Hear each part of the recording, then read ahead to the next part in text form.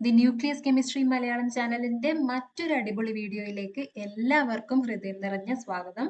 Exam point of വ്യൂയിൽ വളരെ important ആയിട്ടുള്ള ഒരു ചാപ്റ്റർ ആണ് ഞാൻ ഇന്ന് നിങ്ങളുമായിട്ട് ചർച്ച ചെയ്യാൻ പോകുന്നത്. നാലാമത്തെ പാഠമായ ലോഹങ്ങൾ അലോഹങ്ങൾ. ടെക്സ്റ്റ് ബുക്കിൽ 75 തൊട്ട് 95 വരെയുള്ള പേജുകളിലായിട്ടാണ് ഇത് വരുന്നത്. അപ്പോൾ ടെക്സ്റ്റ് ബുക്കും കൂടി നിങ്ങൾ ഈ വീഡിയോ കാണുന്ന സമയത്ത് അടുത്ത് തന്നെ വെച്ചാൽ ഞാൻ ഇങ്ങനെ പട്ടികയുടെ പേരൊക്കെ പറയുമ്പോൾ നിങ്ങൾക്ക് ടെക്സ്റ്റ് ബുക്ക് റെഫർ ചെയ്യാൻ വേണ്ടി സാധിക്കും. നമ്മൾ നിത്യേന ഉപയോഗിക്കുന്ന രണ്ട് കാറ്റഗറി ഓഫ് മെറ്റീരിയൽസ് ആണ് ലോഹങ്ങൾ അലോഹങ്ങൾ എന്ന് പറയുന്നത്. അപ്പോൾ ലോഹങ്ങളുടെ എക്സാമ്പിൾ ഇവിടെ കൊടുത്തിട്ടുണ്ട്. ഇരുമ്പ്, കൊബാൾട്ട്, നിക്കൽ, കോപ്പർ, സിങ്ക് അതുപോലെയുള്ളവയൊക്കെ. പിന്നെ അലോഹങ്ങളുടെ എക്സാമ്പിൾസ് ആണ് ഓക്സിജൻ, സൾഫർ, കാർബൺ എന്നിവയൊക്കെ. അതല്ലാതെ ഈ ചാപ്റ്ററിൽ നമ്മൾ ചില പുതിയ വാക്കുകളായിരിക്കാം നിങ്ങൾക്ക് അതും കൂടി പരിചയപ്പെടാൻ പോകുന്നുണ്ട്. ലോഹങ്ങളുടെ സവിശേഷതകളായ ലോഹദ്വിതി, താപചാലകത, വൈദ്യുത ചാലകത, മാലിബിലിറ്റി, ഡക്റ്റിലിറ്റി, പിന്നെ ക്രിയാശീല ശ്രേണി എന്നുള്ള കോൺസെപ്റ്റ്, ലോഹങ്ങളുടെ രാസപ്രവർത്തനമായ ആദേശ രാസപ്രവർത്തനം. ആദേശ രാസപ്രവർത്തനം നമ്മൾ മുന്നേയും പഠിച്ചിട്ടുണ്ട്. 5ാമത്തെ പാഠമായ കാർബണിക രസായനത്തിൽ നമ്മൾ പഠിച്ചിട്ടുണ്ട്. പിന്നെ ലോഹനാശനം, ഇരുമ്പൊക്കെ തുരുമ്പിക്കുന്നത് നമ്മൾ കാണാറുണ്ടല്ലോ. അപ്പോൾ അതിനെയാണ് നമ്മൾ ലോഹനാശനത്തിന് എക്സാമ്പിൾ ആയിട്ട് പറയാറ്. പിന്നെ ഈ ലോഹനാശനം എങ്ങനെ തടയാം എന്നുള്ളതിനെ കുറിച്ച് പഠിക്കുന്നുണ്ട്. അതിലൊരു മെത്തേഡാണ് ഗാൽവനൈസേഷൻ എന്ന് പറയുന്നത്. എക്സാമിന് മിക്കപ്പോഴും ചോദിക്കുന്നതാണ്. പിന്നെ ലോഹസങ്കരങ്ങൾ അല്ലെങ്കിൽ അലോയികൾ, ഒന്നിലധികം ലോഹങ്ങളുടെ ഖരലായിനി. പിന്നെ ധാതുക്കൾ, അയിരുകൾ, നിങ്ങൾ ജോഗ്രഫിയിലൊക്കെ ചിലപ്പോൾ പഠിച്ചിട്ടുണ്ടാവും. ഇൻഡസ്ട്രികളെ കുറിച്ചൊക്കെ പഠിക്കുന്ന സമയത്ത് ഇൻഡസ്ട്രികളൊക്കെ ഭയങ്കരമായിട്ട് ഡിപ്പെൻഡ് ചെയ്യുന്നതാണ് ധാതുക്കൾ, അയിരുകൾ. ഇവയൊക്കെ നമുക്ക് ലോഹങ്ങൾ കിട്ടുന്നത് അതിൽ നിന്നാണ്. പിന്നെ ലോഹ നിഷ്കർഷണം, അങ്ങനെയാണ് പ്രകൃതിയിൽ നിന്ന് ലോഹങ്ങളെ വേർതിരിച്ചെടുക്കുന്നത്. ഒരു മിക്സ്ഡ് ഫോമിലായിരിക്കും ഉണ്ടാവുക. അപ്പൊ പ്യുവർ ആയിട്ടുള്ള ശുദ്ധമായിട്ടുള്ള ലോഹത്തെ എങ്ങനെ വേർതിരിച്ചെടുക്കുന്നു, അങ്ങനെ വിവിധ പ്രക്രിയകൾ ഉണ്ട്. അതിനെ കുറിച്ചിട്ട് നമ്മൾ പഠിക്കും. പിന്നെ രൂപാന്തരത്വം അഥവാ അലോട്രോപ്പി. രൂപാന്തരത്വം തന്നെയാണ് അലോട്രോപ്പി എന്ന് പറയുന്നത്. അത് എന്താണ്, ഏതൊക്കെ ലോഹങ്ങൾ അത് കാണിക്കുന്നു, ഏതൊക്കെ അലോഹങ്ങൾ അത് കാണിക്കുന്നു എന്നൊക്കെ നമ്മൾ പഠിക്കും. പിന്നെ കഠിന ജലവും മൃദുജലവും. ഇപ്പം പല സ്ഥലങ്ങളിലും താമസിക്കുന്നത്, ഇപ്പൊ ബാംഗ്ലൂർ പോലെയുള്ള സ്ഥലങ്ങളിൽ താമസിക്കുന്നവരാൾക്ക് അറിയുന്നുണ്ടാകും എന്താണ് ഡിഫറൻസ് ഹാർഡ് വാട്ടറും സോഫ്റ്റ് വാട്ടറും തമ്മിൽ. ഓക്കെ, അപ്പോൾ ഇത്രയും കാര്യങ്ങൾ നമ്മൾ വിശദമായിട്ട് പറയും. നിങ്ങളുടെ പരീക്ഷയ്ക്ക് 100% ഉപകാരപ്രദമായിരിക്കും ഈ വീഡിയോ എന്നതിൽ ഒരു സംശയവുമില്ല. അപ്പോൾ നമുക്ക് സമയം കളയാതെ ചാപ്റ്ററിലേക്ക് പോവാം. അപ്പോൾ നിങ്ങളുടെ ടെക്സ്റ്റിൽ ആദ്യത്തെ കുറച്ച് പേജുകൾ നമ്മുടെ ഇരുമ്പ് യുഗത്തെ, ശിലായുഗത്തെ അങ്ങനെയൊക്കെ കുറച്ച് ഇൻട്രൊഡക്ഷൻ ആയിട്ട് പറഞ്ഞിട്ടുണ്ട്. പിന്നെ ഇന്ത്യയിൽ നിലനിന്നിരുന്ന ആയുർവേദ ചികിത്സ, അവയിൽ ഉപയോഗിച്ചിട്ടുണ്ടായിരുന്ന രസശാസ്ത്രം, അതിനെക്കുറിച്ചൊക്കെ പറഞ്ഞിട്ടുണ്ട്. അത് എക്സാമിന് അങ്ങനെ ചോദിക്കാത്തത് കൊണ്ട് ഞാൻ വിശദീകരിക്കുന്നില്ല. പക്ഷെ ഏറ്റവും നല്ലതാണ് നമ്മുടെ പൂർവികർ അവരുടെ കോൺട്രിബ്യൂഷനെ കുറിച്ചൊക്കെ അറിയുന്നത്. അപ്പോൾ നിങ്ങളൊന്ന് ജസ്റ്റ് വായിച്ചു നോക്കുക. പക്ഷെ എക്സാമിന് ആ പോർഷനിൽ ക്വസ്റ്റ്യൻ വരില്ല. ആദ്യം തന്നെ നമ്മൾ ലോഹങ്ങളും അലോഹങ്ങളും തമ്മിലുള്ള ചില വ്യത്യാസങ്ങളെ കുറിച്ചിട്ടാണ് പറയാൻ പോകുന്നത്. ആദ്യം നമ്മൾ പറഞ്ഞു തുടങ്ങുന്നത് ലോഹദ്വിതി. അപ്പോൾ നമുക്ക് പൊതുവേ അറിയാം ലോഹങ്ങൾക്ക് തിളക്കമുണ്ട്. ലോഹങ്ങളുടെ എക്സാമ്പിളുകൾ എന്താണ്? നമ്മുടെ അലൂമിനിയം, സ്വർണം, വെള്ളി, ഇരുമ്പ് അതുപോലെയുള്ളവയ്ക്ക്. അപ്പൊ നമുക്കറിയാം സ്വർണത്തിനൊക്കെ ഒരു തിളക്കമുണ്ട് അല്ലെ? അപ്പോൾ ഒരു പരീക്ഷണം ചെയ്ത് നോക്കാൻ പറഞ്ഞിട്ടാണ് ലോഹദ്വിതി അവർ വിശദീകരിക്കുന്നത്. ഒരു അലൂമിനിയം കമ്പി എടുത്ത് പല പ്രാവശ്യം മടക്കുകയും നിവർത്തുകയും ചെയ്യാം. അങ്ങനെ ചെയ്യുന്ന സമയത്ത് എന്ത് പറ്റും? കമ്പി ഒടിയും അല്ലെ? അപ്പൊ ഒടിഞ്ഞ കമ്പിയുടെ മുറിഞ്ഞ ഭാഗം ഒന്ന് പരിശോധിച്ച് നോക്കുക. അപ്പൊ മുറിഞ്ഞ ഭാഗത്തുള്ള തിളക്കം മറ്റു ഭാഗങ്ങളുമായിട്ട് കമ്പയർ ചെയ്യുമ്പോൾ പുതിയതായി രൂപം കൊള്ളുന്ന പ്രതലം തിളക്കം കൂടിയതായിരിക്കും.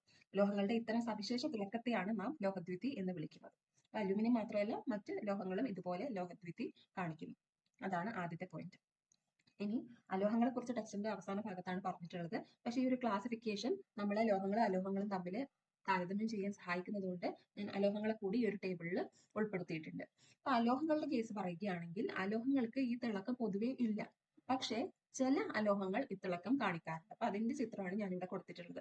അപ്പൊ ആദ്യത്തത് അയഡിൻ എന്ന് പറഞ്ഞിട്ടുള്ള ഒരു മൂലകം ഇല്ലേ, അതൊക്കെ അറിയാവുന്നതാണ്. അയഡൈസ്ഡ് സോൾട്ട്, അയഡിൻ അടങ്ങിയ ഭക്ഷണം കഴിക്കണം എന്നൊക്കെ നമ്മൾ പറയാറുണ്ട് അല്ലെ? അപ്പോൾ അയഡിൻ. അതുപോലെ തന്നെ ഡയമണ്ട് അറിയാത്തവർ പിന്നെ ആരും ഉണ്ടാവില്ല. ഡയമണ്ടിന് തിളക്കമില്ലേ, നമ്മൾ പറയേണ്ട കാര്യമില്ല അല്ലെ? ഡയമണ്ട് എന്ന് പറയുമ്പോഴേ ഭയങ്കര തിളങ്ങുന്ന ഒരു വില കൂടിയ ഭയങ്കര ഹാർഡ് ആയിട്ടുള്ള ഒരു വസ്തുവായിട്ടാണ് നമുക്ക് മനസ്സിൽ വരുന്നതിന്റെ ചിത്രം അല്ലെ? ഓക്കെ, അപ്പോൾ ആദ്യത്തെ പോയിന്റ് കഴിഞ്ഞു. ലോഹങ്ങൾക്ക് ലോഹദ്വിതി ഉണ്ട്, അലോഹങ്ങൾക്ക് പൊതുവേ ഇല്ല, പക്ഷെ എക്സെപ്ഷൻ ഉണ്ട്. ഇനി രണ്ടാമത്തെ പോയിന്റ് എന്ന് പറയുന്നത് താപചാലകത അല്ലെങ്കിൽ തേർമൽ കണ്ടക്ടിവിറ്റി. അപ്പോ ചൂടിനെ കടത്തി വിടാനുള്ള കഴിവാണ് താപചാലകത എന്ന് പറയുന്നത്. അപ്പോൾ ഇത് എവിടെയാണ് അപ്ലിക്കബിൾ ആവുന്നത് നിത്യജീവിതത്തിൽ? നമ്മളിപ്പോൾ വീട്ടിൽ അലുമിനിയം കൊടുക്കുക അല്ലെങ്കിൽ അലുമിനിയത്തിലെ ചീഞ്ചട്ടി ഇതൊക്കെ ഉപയോഗിക്കുന്നവരാണ്. അപ്പൊ എന്തുകൊണ്ടാണ് നമ്മൾ അലുമിനിയം കൊണ്ടുള്ള പാത്രങ്ങൾ ഉപയോഗിക്കുന്നത്? കാരണം അലുമിനിയം ഒരു ലോഹമാണ്. അതിന് ചൂട് കടത്തിവിടാൻ പറ്റും. ഒരു പോയിന്റിൽ നിന്ന് മറ്റൊരു പോയിന്റിലേക്ക് ചൂട് സഞ്ചരിക്കും. അങ്ങനെയാകുമ്പോൾ നമ്മൾ ഉണ്ടാക്കുന്ന ഭക്ഷണത്തിന്റെ എല്ലാ ഭാഗത്തും ചൂട് എത്തി ഭക്ഷണത്തിന്റെ എല്ലാ ഭാഗവും ഒരേപോലെ വേവും. അപ്പൊ ഇങ്ങനത്തെ ഒരു പ്രോപ്പർട്ടി ഇല്ലാത്ത ഒരു സാധനമാണ് നമ്മൾ ഉപയോഗിക്കുന്നതെങ്കിൽ ഒരു ഭാഗത്ത് വേവ് ഉണ്ടാവും, മറ്റേ ഭാഗത്ത് വേവേ ഉണ്ടാവില്ല. അങ്ങനെ ആയിപ്പോവില്ലേ? അപ്പം അങ്ങനെയല്ല, നമ്മുടെ ഭക്ഷണം നന്നായിട്ട് വെന്ത് കിട്ടാറുണ്ട്, കുക്ക് ചെയ്ത് കിട്ടാറുണ്ട്. അതുകൊണ്ട് ലോഹങ്ങൾക്ക് താപചാലകത ഉണ്ട് എന്ന് നമുക്ക് നിസ്സംശയം പറയാൻ സാധിക്കും. അതേപോലെയുള്ള ഒരു വാക്കാണ് വൈദ്യുത ചാലകത. അപ്പോൾ താപചാലകത തെർമൽ കണ്ടക്ടിവിറ്റി ആണെങ്കിൽ വൈദ്യുത ചാലകത എന്താണ്? ഇലക്ട്രിക്കൽ കണ്ടക്ടിവിറ്റി അല്ലെ? അതായത് വൈദ്യുതി പാസ് ചെയ്യും ഒരു പോയിന്റ് നിന്ന് മറ്റൊരു പോയിന്റിലേക്ക്. ചില നിർഭാഗ്യകരമായ സംഭവങ്ങൾ നമ്മൾ പത്രത്തിൽ കാണാറുണ്ട്. ഇരുമ്പ് തോട്ടി കൊണ്ട് മാവുന്ന മാങ്ങ പറിക്കുമ്പോൾ ഷോക്കേറ്റ് മരിച്ചു എന്നൊക്കെ പറഞ്ഞിട്ട്. അപ്പം ഇലക്ട്രിക് ലൈൻ പോകുന്നുണ്ടാവും. അപ്പൊ ഇവരുടെ ഇരുമ്പ് തോട്ടി അതിൽ തട്ടുന്ന സമയത്ത് ഇരുമ്പ് തോട്ടിയുടെ ഒരറ്റത്തുനിന്ന് നമ്മൾ എവിടെയാണോ പിടിക്കുന്നത് ആ കൈയിലേക്ക് ഇലക്ട്രിസിറ്റി പാസ് ചെയ്ത് നമുക്ക് ഷോക്ക് അടിക്കും. ഓക്കെ, ലോഹങ്ങളെ വൈദ്യുത ചാലകത കാണിക്കുന്നത് നമുക്ക് മനസ്സിലായി. അപ്പൊ ഇതിൽ നിന്ന് വരാവുന്ന 2 ക്വസ്റ്റ്യൻസ് ആണ്: ഏറ്റവും താപചാലകത കാണിക്കുന്ന ലോഹം ഏത്? ഏറ്റവും കൂടുതൽ കാണിക്കുന്നത് സിൽവർ ആണ്. ഓക്കെ, അതല്ലാതെ അലുമിനിയം, കോപ്പർ ഇവയും നല്ല താപചാലകങ്ങളാണ്. വൈദ്യുത ചാലകത കാണിക്കുന്ന ലോഹം ഏതാണ്? അതും സിൽവർ തന്നെയാണ്. അതിലും അലുമിനിയം, കോപ്പറും ആണ് മറ്റ് നല്ല വൈദ്യുത ചാലകങ്ങൾ എന്ന് പറഞ്ഞിട്ടുള്ളത്. ഇനി അലോഹങ്ങളുടെ കേസ് നോക്കുകയാണെങ്കിലോ, അവയ്ക്ക് താപചാലകതയും കുറവാണ്, വൈദ്യുത ചാലകതയും കുറവാണ്. പക്ഷെ ഇതിലും എക്സെപ്ഷൻ ഉണ്ട്. കാർബണിന്റെ രൂപാന്തരമായ ഗ്രാഫൈറ്റ് വൈദ്യുത ചാലകം ആണ്. അത് ഈ കാരണം കൊണ്ട് ഇലക്ട്രോഡുകൾ നിർമ്മിക്കാൻ ഉപയോഗിക്കുന്നു. ഓക്കെ, അപ്പൊ രൂപാന്തരം എന്താണെന്ന് നമ്മൾ ലാസ്റ്റ് സ്ലൈഡുകളിൽ പറയും കേട്ടോ. കാർബണിന്റെ രൂപാന്തരം 3 ഉണ്ട്. നമ്മൾ മുകളിൽ കാണിച്ചിട്ടുള്ള ഡയമണ്ടും മറ്റൊരു രൂപാന്തരമാണ്. അപ്പൊ അതിന്റെ ഡെഫിനീഷൻ ഒക്കെ വിശദമായിട്ട് മറ്റൊരു സ്ലൈഡിൽ നമ്മൾ ഡിസ്കസ് ചെയ്യുന്നതായിരിക്കും. ഇനി 4-മത്തെയും 5-മത്തെയും പോയിന്റ് ആണ് ഭയങ്കര ഇമ്പോർട്ടന്റ്. അധികം എക്സാമിന് ചോദിക്കാറുണ്ട്. കാരണം രണ്ടും ഏകദേശം ഒരുപോലെയുള്ള വാക്കുകളായതുകൊണ്ട് ആൾക്കാർക്ക് അങ്ങോട്ടും ഇങ്ങോട്ടും മാറും. അതുകൊണ്ട് തന്നെ എക്സാമിനേഴ്സിന് ഇത് ചോദിക്കാൻ ഇൻട്രസ്റ്റ് ആണ്. അപ്പോൾ മാലബിലിറ്റി എന്ന് പറയുന്നത് ലോഹങ്ങളെ അടിച്ചു പരത്ത് കനം കുറഞ്ഞ തകിടുകളാക്കി മാറ്റാൻ സാധിക്കുന്ന സവിശേഷതയാണ്. അപ്പോൾ നമുക്കറിയാം, അലൂമിനിയം ഫോയിലൊക്കെ നമ്മൾ ഹോട്ടലിലൊക്കെ പോകുമ്പോൾ അവര് ചൂട് നിലനിർത്തിക്കൊണ്ട് ഭക്ഷണം പൊതിഞ്ഞു തരാൻ ഉപയോഗിക്കുന്നത് അലൂമിനിയം ഫോയിലാണ് അല്ലെ? അലൂമിനിയം ഫോയിലിന് പുറമെ മാലബിലിറ്റി ഏറ്റവും കൂടുതലുള്ള ലോഹം ഏതാണ്? ഉത്തരം സ്വർണം. അടുത്തത് ഡക്റ്റിലിറ്റി. ഡക്റ്റിലിറ്റി എന്ന് പറയുന്നത് ലോഹങ്ങളെ വലിച്ചു നീട്ടി കനം കുറഞ്ഞ കമ്പികളാക്കി മാറ്റാൻ സാധിക്കുന്ന സവിശേഷതയാണ്. അപ്പൊ ഡക്റ്റിലിറ്റി ഏറ്റവും അധികം പ്രദർശിപ്പിക്കുന്ന ലോഹം ഏതാ? പ്ലാറ്റിനം. പ്ലാറ്റിനത്തിന്റെ ഫോട്ടോ ആണ് ഇവിടെ കൊടുത്തിട്ടുള്ളത്. പ്ലാറ്റിനം അധികം ഓർണമെന്റ്സ് നിർമ്മിക്കാനല്ലേ ഉപയോഗിക്കുന്നത്, ഭയങ്കര കോസ്റ്റും ആണ് അല്ലെ? അപ്പോൾ അലോഹങ്ങൾക്ക് ഈ 2 പ്രോപ്പർട്ടിയും നമ്മൾ പൊതുവെ പറയാറുണ്ട്. ഈ നെക്സ്റ്റ് സവിശേഷത എന്ന് പറയുന്നത് ഒരു ലോഹപാത്രത്തിൽ സ്പൂൺ കൊണ്ട് തട്ടുമ്പോൾ മുഴക്കമുള്ള ശബ്ദം ഉണ്ടാകുന്നത് ശ്രദ്ധിച്ചിട്ടില്ലേ? ലോഹങ്ങൾക്ക് ശബ്ദം പുറപ്പെടുവിക്കാൻ സാധിക്കും. അപ്പോൾ ഈ കഴിവിനെയാണ് നാം സൊണോരിറ്റി എന്ന് പറയുക. അതുകൊണ്ടാണ് നമുക്കിപ്പോ സ്കൂളിലും അല്ലെങ്കിൽ അമ്പലങ്ങളിലും ഒക്കെ മണികൾ ഉണ്ട് അല്ലെ? ആ മണിയിൽ തട്ട ഒരു കോമ്പൗണ്ട് മൊത്തം കേൾക്കത്തക്ക രീതിയിലുള്ള മുഴക്കമുള്ള ശബ്ദം ഉണ്ടാവും അല്ലെ? ലോഹങ്ങൾക്ക് പകരം പ്ലാസ്റ്റിക് ആണ് ഉപയോഗിക്കുന്നതെങ്കിൽ വല്ല പ്രയോജനം ഉണ്ടോ? എവിടേക്കോ ആ സൗണ്ട് കേൾക്കൂല. പ്ലാസ്റ്റിക്കിന് ഇങ്ങനെയുള്ള ശബ്ദം പുറപ്പെടുവിക്കാനുള്ള കഴിവും ഇല്ല. അപ്പൊ ഈ ഒരു കാര്യത്തിൽ പ്ലാസ്റ്റിക് കൊണ്ട് റീപ്ലേസ് ചെയ്യാൻ പറ്റില്ല. മറ്റു പലതും നമ്മൾ പ്ലാസ്റ്റിക് കൊണ്ട് റീപ്ലേസ് ചെയ്യാറുണ്ട് അല്ലെ ലോഹങ്ങൾക്ക് പകരം. പക്ഷെ ഈ ഒരു കാര്യത്തിൽ പറ്റില്ല. നെക്സ്റ്റ് സവിശേഷത കാഠിന്യമാണ്. അപ്പൊ ഒന്ന് ആലോചിച്ച് നോക്കി, നമ്മൾ പണ്ട് കാലത്തൊട്ടെ ടൂൾസ് അല്ലെങ്കിൽ പണിയായുധങ്ങളൊക്കെ നിർമ്മിക്കാൻ വേണ്ടി ലോഹം ഉപയോഗിക്കാറുണ്ട് അല്ലെ?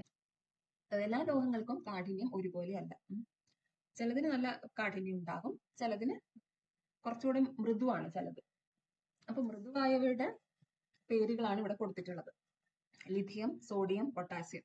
ഇവയൊക്കെ നിങ്ങൾക്ക് ഓർമ്മയുണ്ടാവുമെന്ന് വിചാരിക്കുന്നു. നമ്മൾ ആവർത്തന പട്ടിക എന്നുള്ള ചാപ്റ്ററിൽ 1-മത്തെ ഗ്രൂപ്പായ ആൽക്കലി മെറ്റൽസിന്റെ കീഴിൽ വരുന്നവയാണ് ഇവയൊക്കെ. ലീന കേക്ക് രൂപശ്രീ ഫ്രണ്ട് എന്ന് പറഞ്ഞ് നമ്മളൊരു ഷോർട്ട് ട്രിക്ക് ഒക്കെ കണ്ടുപിടിച്ചായിരുന്നു. അപ്പോൾ ലിഥിയം, സോഡിയം, പൊട്ടാസ്യം അവ 3ഉം നമ്മൾക്ക് കത്തി കൊണ്ട് മുറിക്കാൻ സാധിക്കും. നമ്മൾ ലാബിലൊക്കെ എക്സ്പെരിമെന്റ് ചെയ്യുമ്പോൾ ഇവ കെറോസിനിലായിരിക്കും ഇട്ട് വെച്ചിട്ടുണ്ടാവുക. അതിന്റെ റീസൺ അടുത്ത സ്ലൈഡിൽ പറയും. അത് കെറോസിന് പുറത്തെടുത്തിട്ട് നമ്മൾക്ക് ആവശ്യമുള്ള എമൗണ്ട് എടുക്കാൻ വേണ്ടി നമ്മൾ കത്തി കൊണ്ട് മുറിക്കുക ചെയ്യുക. പക്ഷെ ബാക്കിയുള്ള ലോഹങ്ങളൊക്കെ ഇപ്പൊ ഇരുമ്പ്, സ്വർണ്ണം എന്തെടുത്താലും നമുക്ക് കത്തി കൊണ്ട് അങ്ങനെ മുറിക്കാൻ പറ്റുമോ? ഇല്ല, അതൊക്കെ കാഠിന്യം കൂടുതലാണ്. ഓക്കെ, ഇനി അലോഹങ്ങളുടെ കേസ് നോക്കുകയാണെങ്കിൽ പൊതുവെ അലോഹങ്ങളൊക്കെ കമ്പാരിറ്റീവ്ലി കുറച്ചുകൂടെ മൃദുവാണ്. പക്ഷേ ഇവിടെയും എക്സെപ്ഷൻ ഉണ്ട്. ഏതാ? ഡയമണ്ട്. നമുക്കറിയായിരിക്കും ഡയമണ്ടിനെ ലോകത്തിലേക്കും വെച്ച് ഏറ്റവും ഹാർഡായിട്ടുള്ള സബ്സ്റ്റൻസ് എന്നാണ് നമ്മൾ പൊതുവെ പറയാറ്. ഓക്കെ, അപ്പം എക്സെപ്ഷൻ ഇവിടെ ഉണ്ടെന്ന് ഓർമ്മിക്കുക, ഡയമണ്ട്.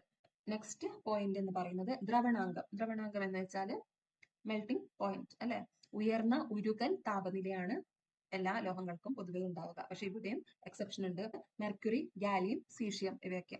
മെർക്കുറി നമുക്കറിയാം, നമ്മൾ തെർമോമീറ്ററിലൊക്കെ മുമ്പ് ഉണ്ടായിരുന്നു. ഇപ്പൊ പിന്നെ ഡിജിറ്റൽ തെർമോമീറ്റർ ആണ്. അപ്പൊ മെർക്കുറി സാധാരണ ഊഷ്മാവില് എന്തായിട്ടാണ് കാണപ്പെടുന്നത്? ദ്രവരൂപത്തിൽ, ലിക്വിഡ് ആയിട്ടാണ് കാണപ്പെടുന്നത്. ഇനി സീഷ്യത്തിന്റെ കാര്യം പറയുകയാണെങ്കിൽ സീഷ്യം ലോഹം നമ്മുടെ കൈവെള്ളയിൽ വെക്കുമ്പോൾ തന്നെ ഉരുകുന്ന പറയുന്നത്. നമ്മുടെ കൈവെള്ളയ്ക്ക് ഒരു ചെറിയൊരു ഇളം ചൂടില്ലേ, ആ ഒരു ചൂട് മതി സീഷ്യത്തിന് ഉരുകാൻ എന്നാണ് നമ്മൾ പൊതുവെ പറയാറുള്ളത്. അപ്പം ഇവിടെ ഒരു കോൺസെപ്റ്റും കൂടി വരുന്നുണ്ട്. ഏറ്റവും അധികം ദ്രവണാങ്കം ഉള്ള ലോഹം ഏത്? ടങ്സ്റ്റൺ. ടങ്സ്റ്റൺ നിങ്ങൾ കേട്ടിട്ടുണ്ടോ? ടങ്സ്റ്റൺ എവിടെയാ ഉപയോഗിക്കുക എന്നറിയോ? ഓക്കെ, അപ്പൊ പറഞ്ഞു തരാം. നമ്മുടെ ബൾബുകളൊക്കെ ഉണ്ടാവുമല്ലോ, ഇലക്ട്രിക് ബൾബുകൾ, അതില് ഇവിടെ കണ്ട ഒരു ചിത്രം കൊടുത്തിട്ടുണ്ട്, ഫിലമെന്റ്. അപ്പൊ ഫിലമെന്റ് ആയിട്ട് ഉപയോഗിക്കുന്നതാണ് ടങ്സ്റ്റൺ. അപ്പോൾ ടങ്സ്റ്റണിന് നല്ല ടെൻസൈൽ ശക്തിയുണ്ട്, നമ്മൾ ഫിസിക്സിൽ പഠിക്കുന്ന ഒരു കോൺസെപ്റ്റ് ആണ്. അതുപോലെ ഉയർന്ന ദ്രവണാങ്കമുണ്ട്. എത്രയാണ് ദ്രവണാങ്കം എന്നറിയോ? 3414 ഡിഗ്രി സെൽഷ്യസ് ആണ് ടങ്സ്റ്റന്റെ ദ്രവണാങ്കം എന്ന് പറയുന്നത്.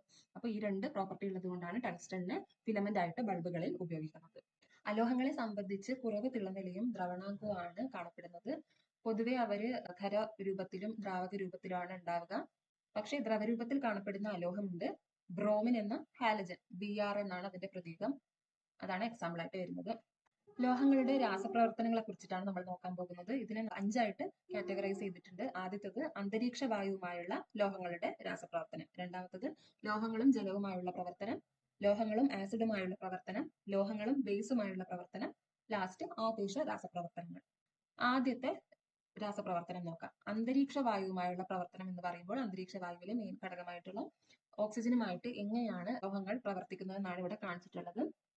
അലൂമിനിയം ഓക്സിജനും പ്രവർത്തിച്ച് അലൂമിനിയത്തിന്റെ ഓക്സൈഡ് ഫോം ചെയ്യുന്നു. അതുപോലെ Na എന്ന് പറയുന്നത് സോഡിയം ഓക്സിജനായിട്ട് പ്രവർത്തിച്ച് സോഡിയത്തിന്റെ ഓക്സൈഡ് ഫോം ചെയ്യുന്നു. എന്നിട്ടോ ലോഹങ്ങൾ അന്തരീക്ഷ വായുവുമായി സമ്പർക്കത്തിൽ ഏർപ്പെട്ട് വായുവിലെ ഘടകങ്ങളുമായി രാസപ്രവർത്തനത്തിൽ ഏർപ്പെട്ട് ഓക്സൈഡുകൾ ഉണ്ടാകുന്നു. അപ്പോൾ ഇതൊരു ഫിലിം പോലെ ലോഹത്തിന്റെ പ്രതലത്തിൽ ഒരു പാട പോലെ പ്രസന്റ് ആയിരിക്കും. അത് കാരണം എന്ത് സംഭവിക്കും? ലോഹങ്ങൾക്ക് സ്വാഭാവികമായിട്ടുള്ള ദ്യുതി നമുക്ക് കാണാൻ സാധിക്കില്ല. കാരണം ഒരു ലെയർ അതിന് മുകളിൽ വന്നാൽ തിളക്കം മങ്ങുന്നത് അല്ലെങ്കിൽ നഷ്ടപ്പെടുന്നത് പോലെയാണ് നമുക്ക് ഫീൽ ചെയ്യുക. ഓക്കെ, അപ്പോൾ ലോഹദ്യുതി നഷ്ടപ്പെടാനുള്ള റീസൺ എന്താണ്? ഓക്സൈഡുകളുടെ ഫിലിം ലോഹത്തിന് മുകളിൽ ഫോം ചെയ്യുന്നത്. ഓക്കെ, ഇനി നമുക്ക് രണ്ടാമത്തെ രാസപ്രവർത്തനത്തിലോട്ട് കിടക്കാം, ജലവുമായിട്ടുള്ള പ്രവർത്തനം. അപ്പൊ നിങ്ങൾ ആലോചിച്ച് നോക്കിയേ, സ്വർണം, വെള്ളി എന്നിവ ജലവുമായിട്ട് പ്രവർത്തിക്കാറുണ്ടോ? ഇല്ല അല്ലെ? കാരണം നമ്മൾ ഡെയിലി സ്വർണ്ണാഭരണങ്ങളോ അല്ലെങ്കിൽ വെള്ളി പാദസരങ്ങളോ ഒക്കെ ഇട്ട് നമ്മൾ കുളിക്കുന്നവരാണ്. അപ്പം പ്രവർത്തിക്കുമായിരുന്നെങ്കിൽ അന്നേ സ്വർണത്തിന്റെ വെള്ളിന്റെ ഒക്കെ നിറം പോവുമായിരുന്നു. പക്ഷെ അത് പോകുന്നില്ല. ഇത് അതുപോലെ തന്നെയാണ് ഉള്ളത്. അപ്പൊ സ്വർണം, വെള്ളി എന്നിവ ജലവുമായിട്ട് പ്രവർത്തിക്കില്ല. ഇതിനൊരു സയന്റിഫിക് റീസണും കൂടിയുണ്ട്. അത് നമ്മൾ ക്രിയാശീല ശ്രേണി പറയുമ്പോഴാണ് പറയുന്നത്. രണ്ടാമത്തെ പോയിന്റ്, വെള്ളം നിറച്ച 2 ബീക്കറുകൾ എടുക്കുക. ആദ്യത്തേതില് സോഡിയവും രണ്ടാമത്തേതില് കോപ്പർ ലോഹവും ഇടുക. അപ്പോൾ ഇതിൽ ഏത് ബീക്കറിലായിരിക്കും രാസപ്രവർത്തനം നടക്കുക എന്നാണ് ചോദിച്ചിട്ടുള്ളത്. ഇതിന്റെ ഉത്തരവും ഞാനിപ്പോ പറഞ്ഞു തരാം. സോഡിയം ഇട്ട ബീക്കറിൽ മാത്രമേ രാസപ്രവർത്തനം നടക്കൂ. കോപ്പർ ഇട്ട ബീക്കറിൽ രാസപ്രവർത്തനം നടക്കില്ല. അതിന്റെ ആൻസർ ക്രിയാശീല ശ്രേണി പഠിക്കുമ്പോഴാണ് വ്യക്തമാവുക. അപ്പോൾ സോഡിയവും ജലവുമായിട്ടുള്ള റിയാക്ഷൻ ആണ് ഇവിടെ കൊടുത്തിട്ടുള്ളത്. സോഡിയം ഹൈഡ്രോക്സൈഡ് ബേസ് എക്സാമ്പിൾ ആയിട്ട് നമ്മൾ പഠിച്ചിട്ടുണ്ട് അല്ലെ? സോഡിയം ഹൈഡ്രോക്സൈഡ് ആണ് ഫോം ചെയ്യുന്നത്. എന്നിട്ടോ ഹൈഡ്രജൻ അത് പുറത്ത് വിടുന്നുണ്ട്. ഓക്കെ, ഹൈഡ്രജൻ വാതകം ബഹിർഗമിക്കുന്നു. ഇത് ഇമ്പോർട്ടന്റ് ആണ്. ലോഹങ്ങളും ജലവുമായി രാസപ്രവർത്തനത്തിൽ ഏർപ്പെടുമ്പോൾ ഹൈഡ്രജൻ വാതകം പുറന്തള്ളുന്നു. ഇനി ഇത് നോക്കിയേ, ലിഥിയം, സോഡിയം, പൊട്ടാസ്യം ഇവ മൂന്നും മണ്ണെണ്ണയിലാണ് സൂക്ഷിക്കുന്നത്. അതെന്താണെന്നറിയോ? കാരണം ഇവയ്ക്ക് തണുത്ത ജലവുമായി പ്രവർത്തിക്കാനുള്ള കഴിവുണ്ട്. അതായത് നമ്മളിങ്ങനെ ഓപ്പൺ കണ്ടെയ്നറിലൊന്നും വെക്കില്ല. അങ്ങനെ വെച്ചാൽ എന്ത് പറ്റും? ഈ അന്തരീക്ഷത്തിൽ മോയ്സ്ചർ ഉണ്ട് അല്ലെ? ജലബാഷ്പത്തിന്റെ രൂപത്തിൽ ജലത്തിന്റെ സാന്നിധ്യം ഉണ്ട്. അത് തന്നെ മതി ഈ ലിഥിയത്തിനും സോഡിയത്തിനും പൊട്ടാസ്യത്തിനൊക്കെ രാസപ്രവർത്തനത്തിൽ ഏർപ്പെടാൻ വേണ്ടിയിട്ട്. അവർ ഭയങ്കര വയലന്റ് ആയിട്ട് വിഗ്രസ് ആയിട്ട് റിയാക്ട് ചെയ്യുന്നതാണ് പറയാറ്. അപ്പൊ ഇങ്ങനെ പൊട്ടിത്തെറിയും തീപ്പൊരിയും അങ്ങനെ ഉള്ള രീതിയിലായിരിക്കും അത് റിയാക്ട് ചെയ്യുന്നത്. അപ്പൊ അത് ഒഴിവാക്കാൻ വേണ്ടിയിട്ടാണ് നമ്മൾ മണ്ണെണ്ണയുടെ ഉള്ളിൽ സൂക്ഷിക്കുന്നത്. അപ്പം മണ്ണെണ്ണയുടെ ഒരു ഫിലിം അതിന് ചുറ്റും ഉണ്ടാവുമല്ലോ. അപ്പം ഓക്സിജനും അല്ലെങ്കിൽ അന്തരീക്ഷ വായുമായിട്ടുള്ള ഡയറക്റ്റ് കോണ്ടാക്ട് അതിനെ ഒഴിവാക്കാൻ വേണ്ടി സാധിക്കും. ഓക്കെ, ഇനി നമുക്ക് നെക്സ്റ്റ് റിയാക്ഷനിലോട്ട് പോവാം. ലോഹങ്ങളും ആസിഡുമായിട്ടുള്ള പ്രവർത്തനം. അപ്പൊ നിങ്ങളുടെ ടെക്സ്റ്റിൽ പറഞ്ഞിട്ടുണ്ട് അല്ലെ, 5 ടെസ്റ്റ് ട്യൂബുകൾ എടുക്കുക.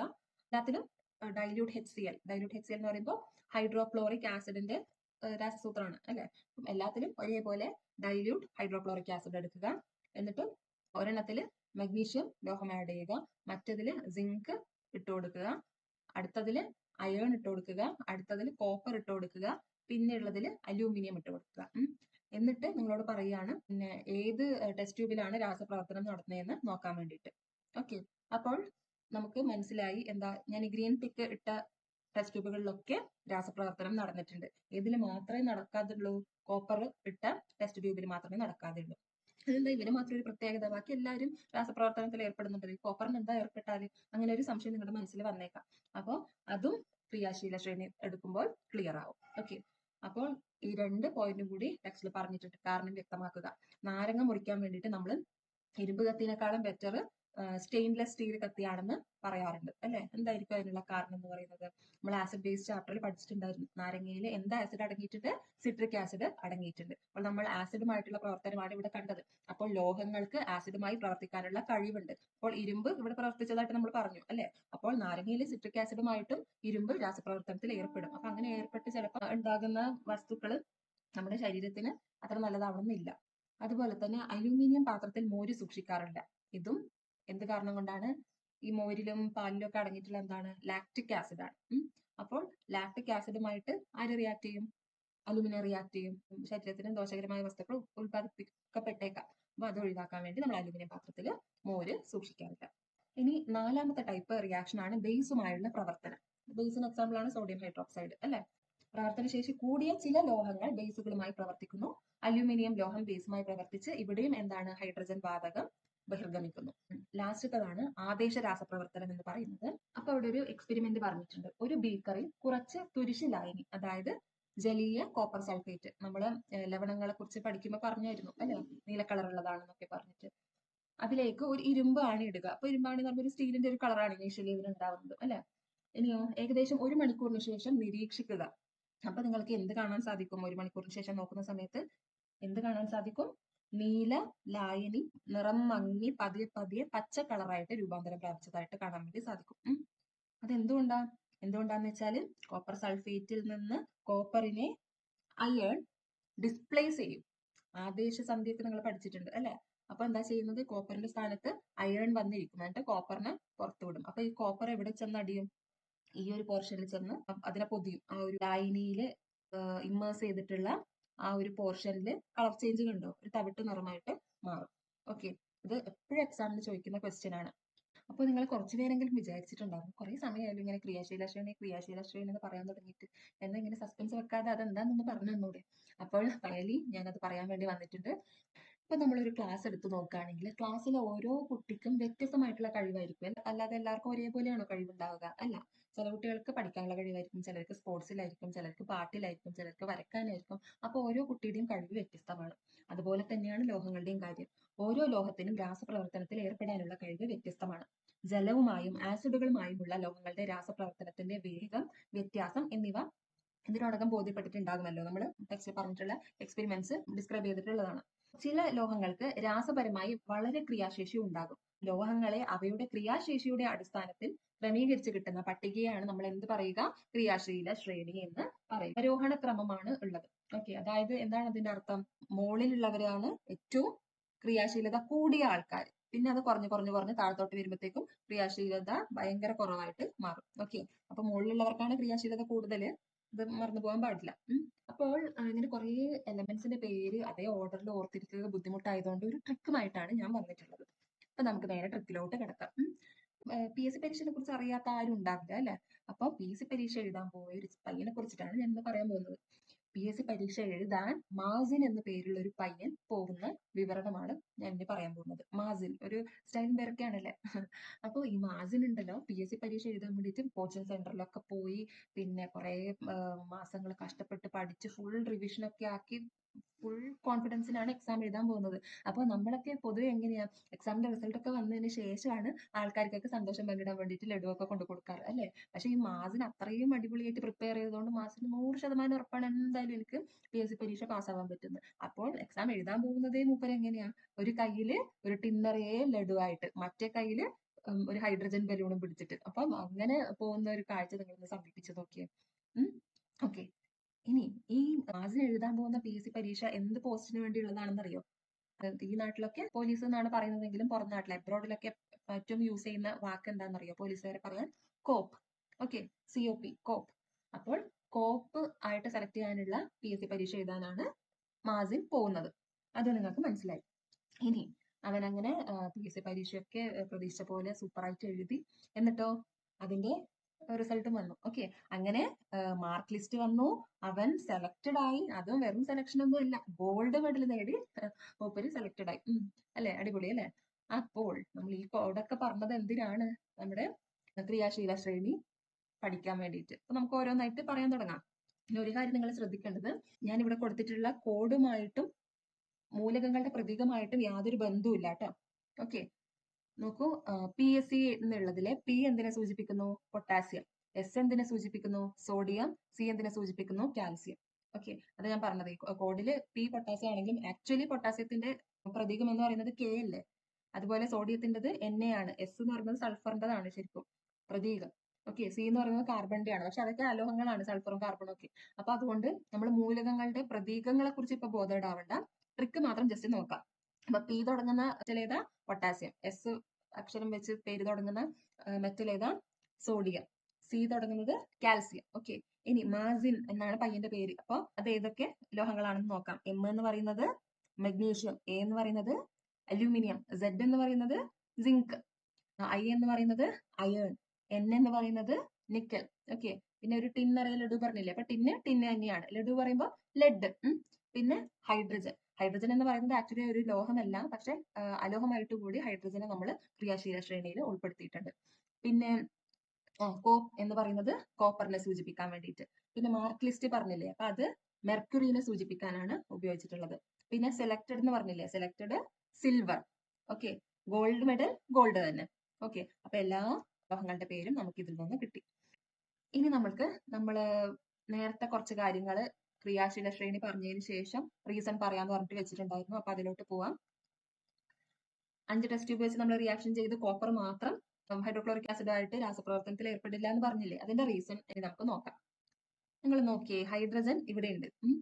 ഹൈഡ്രജന്റെ മുകളിലുള്ള ലോഹങ്ങൾക്ക്, അതായത് ഹൈഡ്രജനേക്കാൾ ക്രിയാശീലത കൂടിയ ലോഹങ്ങൾക്ക് മാത്രമേ ഹൈഡ്രജനുമായിട്ട് രാസപ്രവർത്തനത്തിൽ ഏർപ്പെട്ട് ഹൈഡ്രജനെ പുറന്തള്ളാൻ വേണ്ടി സാധിക്കുകയുള്ളൂ. കോപ്പർ എവിടെയാ വരുന്നത് നോക്കൂ. കോപ്പർ ഹൈഡ്രജന് താഴെയാണ്, അതായത് ഹൈഡ്രജനേക്കാളും ക്രിയാശീലത കുറവാണ്. അതുകൊണ്ട് തന്നെ കോപ്പറിന് ഹൈഡ്രജനുമായിട്ട് രാസപ്രവർത്തനത്തിൽ ഏർപ്പെടാൻ പറ്റില്ല. ഇപ്പോൾ റീസൺ മനസ്സിലായോ? ഇനി വേറെ ഏതെങ്കിലും നമ്മൾ പറഞ്ഞിരുന്നോ? അതെ, നമ്മൾ സോഡിയവും കോപ്പറും ജലത്തിലിട്ടുള്ള കാര്യവും പറഞ്ഞു. അപ്പൊ സെയിം റീസൺ തന്നെയാണ്. കോപ്പർ ഹൈഡ്രജന് താഴെ വരുന്നത് കൊണ്ടാണ്, അതായത് ഹൈഡ്രജനേക്കാൾ ക്രിയാശീലത കുറഞ്ഞതുകൊണ്ടാണ് ജലവുമായിട്ട് പ്രവർത്തിക്കാഞ്ഞത്. ഇനി ആദേശ രാസപ്രവർത്തനത്തിൽ നമ്മൾ കണ്ടു എന്താണ്? അയൺ കോപ്പർ സൾഫേറ്റിൽ നിന്ന് കോപ്പറിന് ആദേശം ചെയ്യുന്നത് കണ്ടു. അതെങ്ങനെയാ സാധിക്കുന്നത്? അതും നമുക്ക് ക്രിയാശീല ശ്രേണിയിൽ നോക്കാം. അയൺ എവിടെയാ ഉള്ളത്? അയൺ കുറെ മുകളിലാണുള്ളത്, കോപ്പർ കുറെ താഴെയാണുള്ളത്. അതായത് അയേണിന് കോപ്പറിനേക്കാളും ക്രിയാശീലത ഉണ്ട്. അപ്പോൾ ക്രിയാശീലം കൂടിയ ലോഹത്തിന് ക്രിയാശീലം കുറഞ്ഞ ലോഹങ്ങളെ അവയുടെ ലവണലായനി, അതായത് കോപ്പറിന്റെ ലവണലായനിയാണ് കോപ്പർ സൾഫേറ്റ് എന്ന് പറയുന്നത്. അപ്പോൾ അതിൽ നിന്ന് ആദേശം ചെയ്യാൻ വേണ്ടി സാധിക്കും.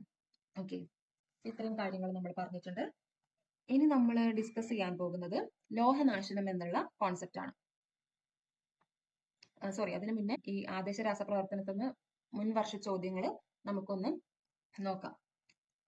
ഒരു ബീക്കറിൽ എടുത്ത കോപ്പർ സൾഫേറ്റ് ലായനിയിൽ ഒരു ഇരുമ്പാണി ഇട്ട് വെക്കുന്നു. 1 മണിക്കൂറിന് ശേഷം നിരീക്ഷിക്കുന്നു. ഇരുമ്പാണിയിൽ ഉണ്ടാവുന്ന മാറ്റം എന്ത്? ഇത് ടെക്സ്റ്റിൽ കൊടുത്തിട്ടില്ല. ടെക്സ്റ്റിൽ ലായനിയുടെ നിർമ്മാറ്റത്തെ കുറിച്ചേ കൊടുത്തിട്ടുള്ളൂ. അപ്പോൾ ഇരുമ്പാണിയിൽ ഉണ്ടാവുന്ന മാറ്റത്തെ കുറിച്ച് നമുക്ക് നോക്കാം. ആണിയുടെ നിറം ചുവപ്പ് കലർന്ന തവിട്ട് നിറമായി മാറുന്നു. കാരണം എന്താ?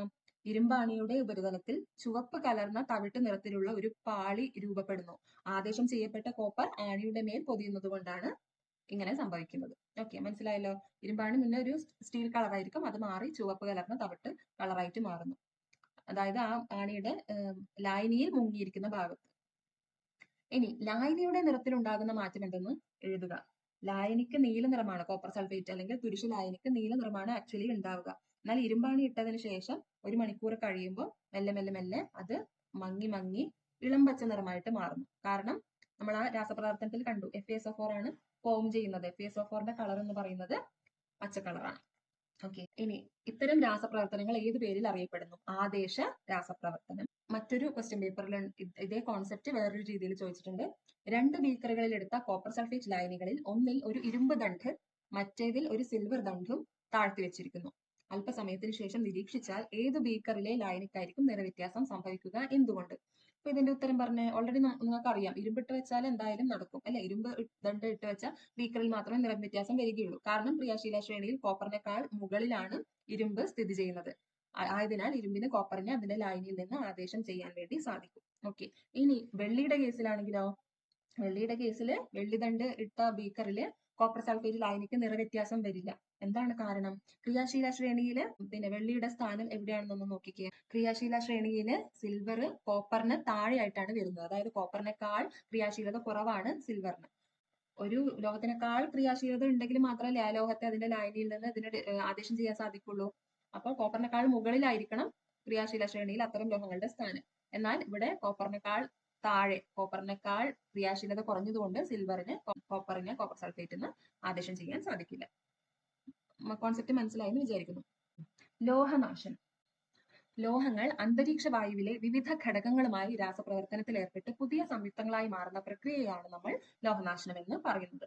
ഇരുമ്പ് തുരുമ്പിക്കുന്നതും വെള്ളി കൊണ്ട് നിർമ്മിക്കുന്ന വസ്തുക്കൾ ക്രമേണ കറുത്തു പോകുന്നതും ചെമ്പ് ക്ലാവ് പിടിക്കുന്നതും ഒക്കെ ലോഹനാശനത്തിന് ഉദാഹരണങ്ങളാണ്. ഈ പ്രക്രിയ വഴി ഒരു ലോഹം അതിന്റെ ഓക്സൈഡ്, സൾഫൈഡ്, ഹൈഡ്രോക്സൈഡ് തുടങ്ങി കൂടുതൽ രാസപരമായി സ്ഥിരതയുള്ള രൂപത്തിലേക്ക് മാറുകയാണ് ചെയ്യുന്നത്. നമുക്കറിയാം ലോഹം ഭയങ്കര റിയാക്റ്റീവ് ആണ്. അപ്പോൾ ഇത് ഓക്സൈഡ്, സൾഫൈഡ് ഒക്കെ ആയിട്ട് മാറുമ്പോൾ കുറച്ചുകൂടെ സ്റ്റെബിലിറ്റി കിട്ടുന്നു. അപ്പൊ നമ്മുടെ കെമിസ്ട്രിയിൽ എപ്പോഴും കൂടുതൽ സ്റ്റെബിലിറ്റി കിട്ടുന്ന സാധനമായിട്ട് മാറാനാണ് ശ്രമിക്കാറ്. അപ്പൊ നമുക്ക് നോക്കാം അല്ലെ. ഇരുമ്പ് തുരുമ്പ് പിടിക്കുമ്പോൾ ആക്ച്വലി എന്താണ് ഉണ്ടാവുന്നത്? ഇവിടെ കൊടുത്തിട്ടുണ്ട്, ഹൈഡ്രേറ്റഡ് അയൺ ഓക്സൈഡ് ആണ്. ഓക്കെ, വാട്ടർ ഓഫ് ക്രിസ്റ്റലൈസേഷൻ പോലെ കൊടുത്തിട്ടുണ്ട് അല്ലെ. അപ്പോ ഇരുമ്പ് തുരുമ്പിക്കുമ്പോൾ അയൺ ഓക്സൈഡ് ആയിട്ട് മാറുന്നു. വെള്ളിയാണ് Ag എന്ന് പറഞ്ഞിട്ട് കൊടുത്തിട്ടുള്ളത് അല്ലെ, അർജന്റ്. വെള്ളി കറുക്കുന്നത് എന്തുകൊണ്ടാണ്? സിൽവർ ഓക്സൈഡ് അല്ല, സിൽവർ സൾഫൈഡ് ആയിട്ട് മാറുന്നതുകൊണ്ടാണ്. ഇനി ചെമ്പ് ക്ലാവ് പിടിക്കുമ്പോൾ നമ്മൾ ഓൾറെഡി പറഞ്ഞിട്ടുണ്ടല്ലേ, ആസിഡ് ബേസ് ചാപ്റ്ററിൽ തന്നെയാണെന്ന് തോന്നുന്നു. ക്ലാവ് എന്ന് പറയുന്നത് എന്താണ്? കോപ്പർ കാർബണേറ്റിന്റെയും കോപ്പർ ഹൈഡ്രോക്സൈഡിന്റെയും മിശ്രിതമാണെന്ന് നമ്മൾ പറഞ്ഞിട്ടുണ്ട്. കോപ്പർ അന്തരീക്ഷത്തിലെ വായുവുമായും ജലബാഷ്പവുമായിട്ടും റിയാക്ട് ചെയ്ത് കിട്ടുന്ന മിശ്രിതമാണ് കോപ്പർ കാർബണേറ്റും കോപ്പർ ഹൈഡ്രോക്സൈഡ്. അതിനെയാണ് നമ്മൾ ക്ലാവ് എന്ന് പറയുന്നത്. ഒരു പച്ച കളർ പോലെ കാണാം അല്ലെ, ചെമ്പ്, പിച്ചൾ പാത്രങ്ങൾ അതുപോലെ ഉള്ളവയൊക്കെ. ലോഹനാശനം എന്താണെന്ന് പറഞ്ഞു. അതുപോലെ തന്നെ ഇപ്പം കടൽ തീരത്തൊക്കെ വീടുകളുള്ളവരുടെ ജനാല കമ്പികൾ ശ്രദ്ധിച്ചിട്ടുണ്ടെങ്കിൽ നിങ്ങൾ നോട്ടീസ് ചെയ്തിട്ടുണ്ടാവും. അവിടേക്ക് ഇരുമ്പ് ജനാല കമ്പികൾ പെട്ടെന്ന് തുരുമ്പിക്കും മറ്റ് സ്ഥലങ്ങളിലെ വീടുകളിൽ ഉള്ളവരെ അപേക്ഷിച്ചിട്ട്. കാരണം എന്താ? കടലിൽ ഇഷ്ടംപോലെ ലവണങ്ങളില്ലേ, അപ്പോൾ അത് കടൽക്കാറ്റിലും ആ ലവണങ്ങൾ അടങ്ങിയിട്ടുണ്ട്. അപ്പൊ ലവണങ്ങളുടെ സാന്നിധ്യത്തിൽ ഇരുമ്പ് വളരെ വേഗം തുരുമ്പിക്കുന്നു. അതാണ് റീസൺ എന്ന് പറയുന്നത്. ഇനി ലോഹനാശനം തടയാനുള്ള മാർഗങ്ങൾ എന്തൊക്കെ? ലോഹനാശനം തടയാൻ വേണ്ടി നമുക്ക് എന്ത് ചെയ്യാൻ പറ്റും? പെയിന്റ് അടിച്ചു കൊടുക്കും അല്ലെ. നമ്മൾ പുറമേയുള്ള ഇരുമ്പ് ഗേറ്റൊക്കെ ആണെങ്കിൽ പെട്ടെന്ന് പെയിന്റ് അടിച്ചു കൊടുക്കും. അല്ലെങ്കിൽ എണ്ണ അല്ലെങ്കിൽ ഗ്രീസ് പുരട്ടും. അതും അല്ലെങ്കിൽ ഗാൽവനൈസേഷൻ ചെയ്യും. ഗാൽവനൈസേഷൻ എന്ന് പറഞ്ഞാൽ എന്താണ്? സിങ്ക് പൂശുന്ന പ്രക്രിയയാണ്. അതുമല്ലെങ്കിൽ ലോഹസങ്കരം നിർമ്മിക്കും. ലോഹസങ്കരം എന്ന് വെച്ചാൽ രണ്ടോ അതിലധികമോ ലോഹങ്ങളുടെ ഏകാത്മക ഖരലായനികളാണ്. കൂടുതൽ ലോഹങ്ങൾ വരുന്ന സമയത്ത് പ്രോപ്പർട്ടികൾ കുറച്ചും കൂടി മെച്ചപ്പെടും. ലോഹനാശനം തടയാൻ വേണ്ടി സാധിക്കും. അപ്പൊ ഇവിടെ ഞാൻ നിങ്ങളോട് പറയാൻ ആഗ്രഹിക്കുന്നത് പെയിന്റ് അടിക്കുക. അപ്പൊ പെയിന്റ് അടിക്കുക എന്ന് പറയുമ്പോൾ എന്താ നമ്മൾ ചെയ്യുന്നത്? ആക്ച്വലി ലോഹവും അന്തരീക്ഷ വായുവുമായിട്ട് രാസപ്രവർത്തനത്തിൽ ഏർപ്പെട്ടാലല്ലേ ലോഹനാശനം സംഭവിക്കൂ. അപ്പൊ ഇവ രണ്ടും തമ്മിൽ കോണ്ടാക്ട് ഇല്ലാതെ ആക്കാൻ വേണ്ടി, അതായത് ലോഹവും അന്തരീക്ഷ വായുവും തമ്മിലുള്ള ഡയറക്റ്റ് കോണ്ടാക്ട് ഇല്ലാതാക്കാൻ വേണ്ടി അവയ്ക്ക് രണ്ടിനും ഇടയിൽ ലെയർ ഇട്ട് കൊടുക്കുകയാണ് നമ്മൾ ലോഹനാശനം തടയാനുള്ള മാർഗങ്ങളിൽ പ്രധാനമായിട്ടും ചെയ്യുന്നത്. അതായത് പെയിന്റ് അടിക്കുമ്പോൾ പെയിന്റിന്റെ ലെയർ വരുമ്പോൾ ലോഹത്തിന് അന്തരീക്ഷ വായുമായിട്ട് സമ്പർക്കത്തിൽ ഏർപ്പെടാൻ പറ്റുന്നില്ല. അപ്പൊ നമുക്ക് ലോഹനാശനം തടയാൻ വേണ്ടി സാധിക്കും. അതേ കേസ് തന്നെയല്ലേ ഗ്രീസ് ആണെങ്കിലും എണ്ണ പുരട്ടുമ്പോഴാണെങ്കിലും അവിടെ ഗ്രീസിന്റെ അല്ലെങ്കിൽ എണ്ണയുടെ ഒരു ഫിലിം ലോഹത്തിനും വായുവിനും ഇടയിൽ വരുവാണ്. അങ്ങനെ അവർ രണ്ടും തമ്മിലുള്ള കോണ്ടാക്ട് തടയും. അപ്പോൾ എക്സാമുകളിൽ സ്ഥിരം ചോദിക്കുന്ന ഗാൽവനൈസേഷനെ കുറിച്ചിട്ട് നമുക്ക് വളരെ രസകരമായിട്ട് ഒരു കാര്യം പറയാൻ സാധിക്കും.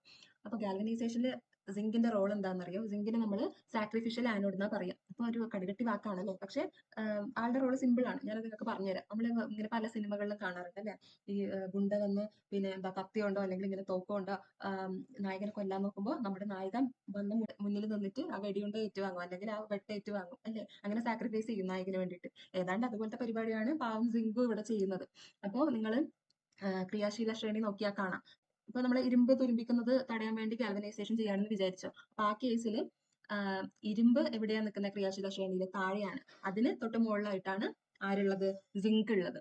അപ്പോൾ ആരാണ് കൂടുതൽ പെട്ടെന്ന് അന്തരീക്ഷ വായുമായിട്ട് റിയാക്ട് ചെയ്യുക? സിങ്ക് ആയിരിക്കും അല്ലെ. അപ്പൊ സിങ്ക് അന്തരീക്ഷ വായുവിലെ ഓക്സിജനായിട്ട് റിയാക്ട് ചെയ്ത് സിങ്ക് ഓക്സൈഡ് ഫോം ചെയ്ത് അയേണിനെ പ്രൊട്ടക്ട് ചെയ്യാണ്. അതായത് അയേണിന് പകരം സിങ്ക് സ്വയം തയ്യാറാവുകയാണ് ഓക്സിജനായിട്ട് റിയാക്ട് ചെയ്ത് പിന്നെ സിങ്ക് ഓക്സൈഡ് ഫോം ചെയ്യാൻ വേണ്ടിയിട്ട്. ഓക്കെ, അപ്പൊ നമ്മൾ ഏത് ലോഹമാണോ ഡിസൈഡ് ആയിട്ടുള്ളത്, അപ്പൊ ഇരുമ്പിനെയാണ് നമുക്ക് സംരക്ഷിക്കേണ്ടതെങ്കിൽ അതിനേക്കാൾ കൂടുതൽ റിയാക്ടിവിറ്റി ഉള്ള ക്രിയാശീലതയുള്ള സിങ്കിനെ കൊണ്ടുപോയിട്ട് അതിന്റെ മുകളിൽ പൂശും. അപ്പം പാവം സിങ്കാണ് ഇവിടെ ഇരയാക്കപ്പെടുന്നത് അല്ലെ. ഓക്കെ, അതിനെയാണ് നമ്മൾ ഗാൽവനൈസേഷൻ എന്ന് പറയുന്നത്. ഇനി ലോഹസങ്കരം എന്താണ്, ഏതൊക്കെയാണ് എന്നുള്ളത് നമ്മൾ പട്ടിക 4.5 കൊടുത്തിട്ടുണ്ട്. അതും ഒരു ട്രിക്ക് വഴി നമ്മൾ പഠിക്കും. പട്ടിക 4.5 കൊടുത്തിരിക്കുന്നത് വിവിധ ലോഹസങ്കരങ്ങളും അവയിലെ ഘടക ലോഹങ്ങളും അവയുടെ ഉപയോഗങ്ങൾ നമ്മൾ ആദ്യത്തത് ബ്രാസ് അഥവാ പിച്ചള, രണ്ടാമത്തത് ബ്രോൺസ് അഥവാ ഓട്. അപ്പോൾ ഈ രണ്ടിലും പൊതുവായിട്ടുള്ള ഘടക ലോഹങ്ങൾ എന്ന് പറയുന്നത് കോപ്പർ ആണ് അല്ലെ. Cu എന്ന് പറഞ്ഞാൽ കോപ്പർ. ഇനി രണ്ടാമത്തെ ഘടകലോഹത്തിലാണ് വ്യത്യാസം വരുന്നത്. ബ്രാസിലാണെങ്കിൽ ZN എന്ന് പറയുമ്പോൾ സിങ്ക് ആണ്, ബ്രോൺസിലാണെങ്കിൽ SN എന്ന് പറയുന്നത് ടിന്നിനെയാണ്. രണ്ടും തമ്മിൽ നമുക്ക് കൺഫ്യൂഷൻ ആവാൻ ചാൻസ് ഉണ്ട്. അപ്പൊ നമ്മൾ എന്ത് ചെയ്യും? നമ്മൾ കസിൻ എന്നുള്ളൊരു കോഡ് വാക്ക് രണ്ടിനും കോമൺ ആയിട്ട് ഉപയോഗിക്കും. കസിൻ എന്ന് പറഞ്ഞാൽ അറിയാലോ, നമ്മുടെ ആന്റിയുടെ അങ്കിളുടെ ഒക്കെ മക്കളെയാണ് നമ്മൾ കസിൻ എന്ന് പറയുക. അപ്പൊ കസിൻ ഇംഗ്ലീഷിൽ എഴുതുക COUSIN എന്നാണ് ശരിയായ സ്പെല്ലിംഗ്. പക്ഷെ നമുക്ക് ഇങ്ങനെ ഷോർട്ട് ആക്കിയിട്ട് CUZN എന്ന് എഴുതിയാൽ കസിൻ എന്ന് വായിക്കാം, CUSN എഴുതിയാലും കസിൻ എന്ന് വായിക്കാം അല്ലെ. അപ്പോൾ കസിൻ എന്നുള്ളൊരു വാക്ക് നിങ്ങൾ ഓർമ്മിച്ച് വെക്കുക ബ്രാസ് ബ്രോൺസ് എന്ന് കേൾക്കുമ്പോഴേ. എന്നിട്ട് ബ്രാസിന്റെ കേസിലാണെങ്കിൽ നമ്മൾ ബ്രാസ് BRASS ഒരു സ്ട്രെസ് ചെയ്തിട്ടുള്ള ഒരു സൗണ്ട് വരുന്നുണ്ട്. അതുപോലെ ഇപ്പൊ ഒരു ആള് ഉറങ്ങുന്ന ചിത്രം നമുക്ക് വരക്കണം എന്ന് വിചാരിച്ചു. അപ്പൊ നമ്മൾ അതിനെ എങ്ങനെയാ ഡെപ്പിക്ട് ചെയ്യാം?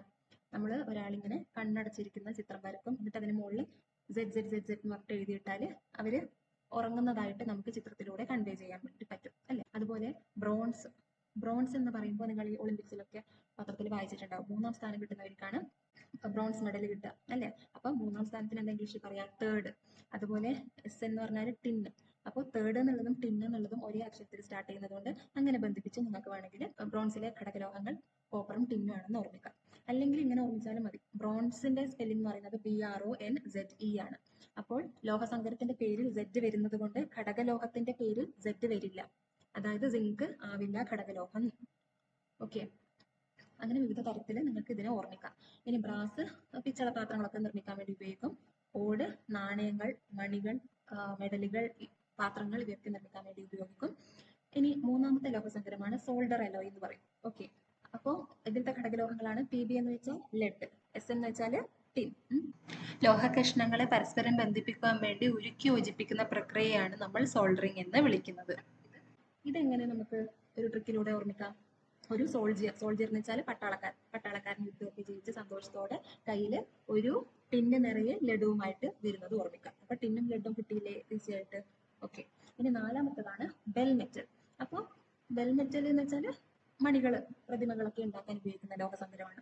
അതിലുള്ള ഘടകലോഹങ്ങൾ കോപ്പറും ടിന്നുമാണ്. ഇതെങ്ങനെ ഓർമ്മിക്കാം? നിങ്ങൾക്ക് മകം കോടീശ്വരൻ എല്ലാവരും കാണാറുണ്ടായിരുന്നില്ലേ? സുരേഷ് ഗോപി അപ്പൊ അതിൽ പതിവായിട്ട് പറയുന്ന ഒരു വാക്കുണ്ട്, മണിക്കുട്ടി ഓടിക്കൊണ്ടിരിക്കുന്നു എന്ന്. ഓക്കെ, അപ്പോ ബെല്ല് എന്നുള്ളത് എന്താ? മണി.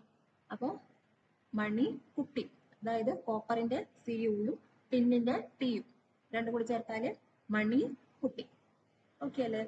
അപ്പൊ ഈ 4 ലോഹസങ്കരങ്ങളെ നമുക്ക് പഠിക്കാനുള്ള ഈസി ആയിട്ട് ഈ ട്രിക്കിലൂടെ പഠിക്കാനും സാധിക്കും. ധാതുക്കളും അയിരുകളും തമ്മിലുള്ള വ്യത്യാസമാണ്.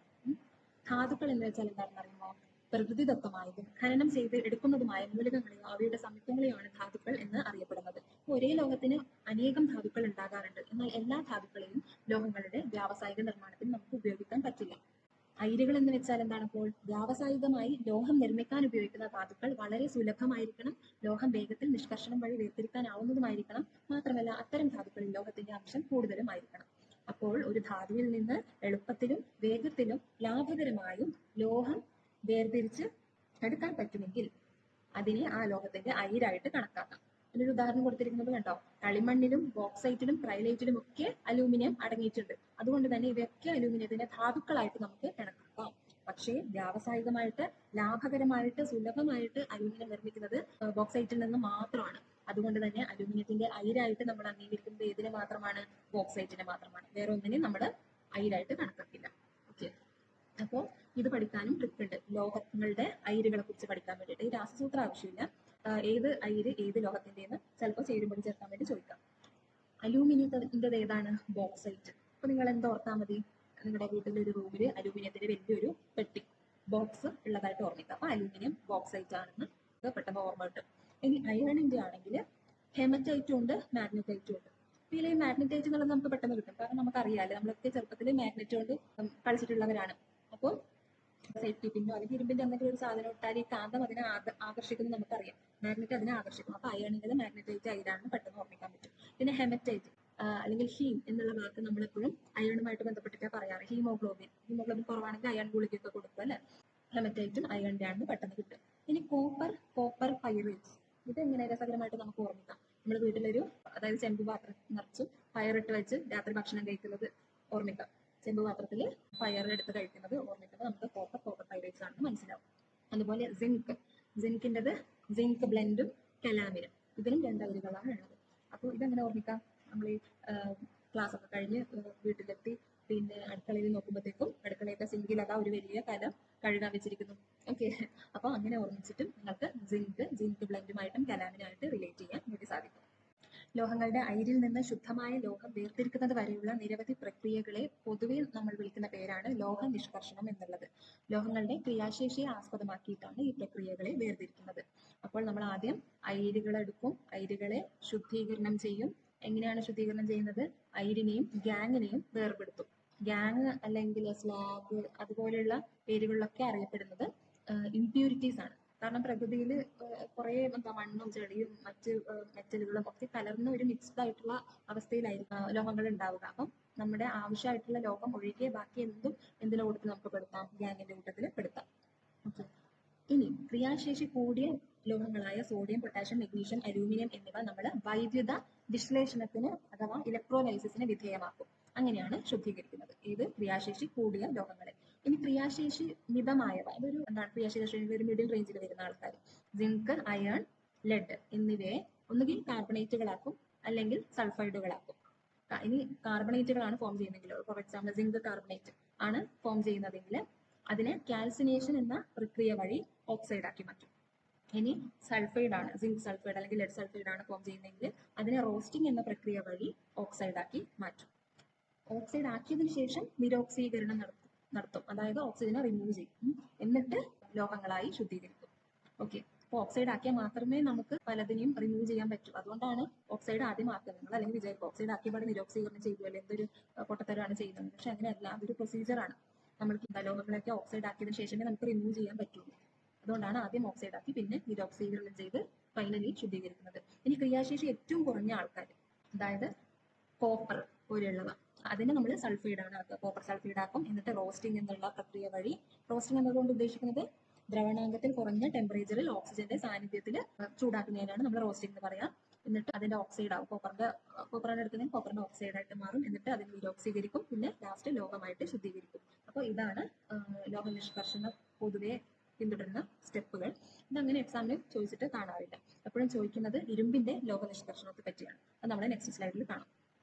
ഇരുമ്പിന്റെ ലോഹ നിഷ്കർഷണത്തിലെ വിവിധ ഘട്ടങ്ങളാണ് നാം ഇന്ന് പരിചയപ്പെടാൻ പോകുന്നത്. അപ്പോൾ ഇവിടെ ഒരു ചിത്രം കൊടുത്തിരിക്കുന്നതായിട്ട് കാണാം. ബ്ലാസ്റ്റ് ഫർണസ് എന്നാണ് ഇതിന്റെ പേര്. നിങ്ങൾ ആദ്യമായിട്ട് കേൾക്കുന്ന വാക്കായിരിക്കും. ഉയർന്ന താപനില പ്രദാനം ചെയ്യുന്ന വായു പ്രവാഹത്തിൽ പ്രവർത്തിക്കുന്ന ഒരു തരം ഫർണസ് ആണ് ഇത്. ഫർണസ് എന്ന ഇംഗ്ലീഷ് വാക്കിന് മലയാളത്തിൽ അർത്ഥം വരുന്നത് ചൂള അല്ലെങ്കിൽ ഉല എന്നിവയൊക്കെയാണ്.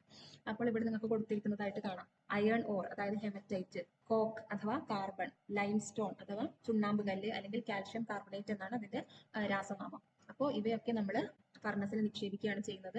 ഇനി ഫർണസിന്റെ ഓരോ റീജിയനിലും, അതായത് ടോപ്പ് പോർഷനിലെ നടുഭാഗത്തും ഏറ്റവും താഴെയുള്ള പോർഷനിലൊക്കെ വിവിധ രാസപ്രവർത്തനങ്ങളിലൂടെ ഫൈനലി നമുക്ക് ശുദ്ധമായിട്ടുള്ള ഇരുമ്പ് കിട്ടുകയാണ് ചെയ്യുന്നത്.